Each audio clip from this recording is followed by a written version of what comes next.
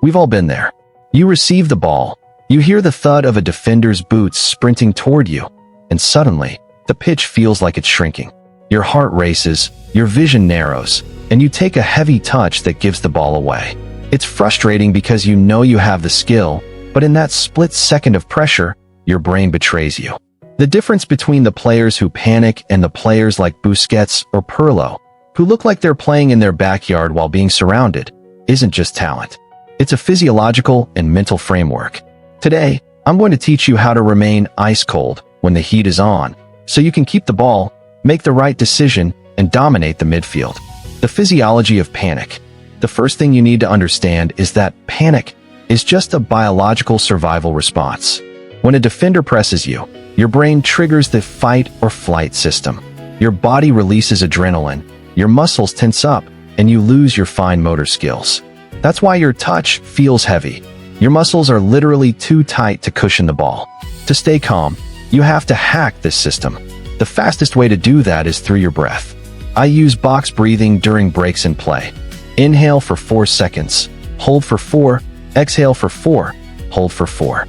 This sends a manual signal to your nervous system that you are safe, lowering your heart rate and bringing your technical control back online. The pre-touch scan. Pressure feels overwhelming because of the unknown. If you don't know where the defender is, your brain assumes the worst-case scenario. The secret to calmness is information. I never wait for the ball to arrive to look around. I scan my shoulders every 3 seconds. By the time the ball is at my feet, I already have a mental map of the exits. When you know exactly where the space is, the pressure disappears because there is no surprise. You aren't reacting to the defender, you are executing a plan you already made. Calmness is simply the byproduct of being prepared. Low center of gravity and feeling the defender. When a defender gets close, your instinct is to lean away or stand tall. That's a mistake. To stay calm, you need to get low. By dropping your center of gravity and slightly widening your stance, you become a stable anchor. Use your arm as a sensor, not to push, but to feel where the defender's weight is.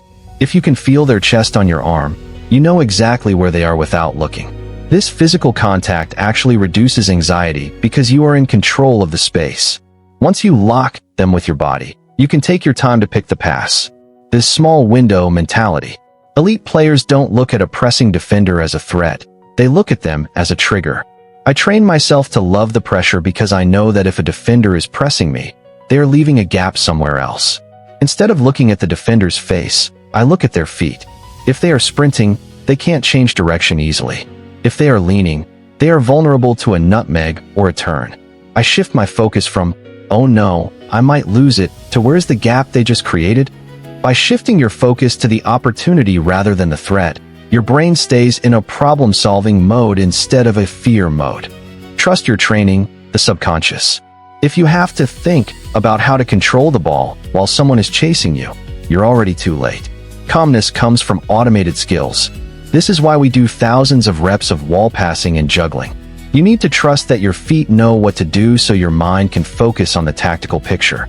If you find yourself panicking, it's often a sign that your fundamentals aren't sharp enough yet.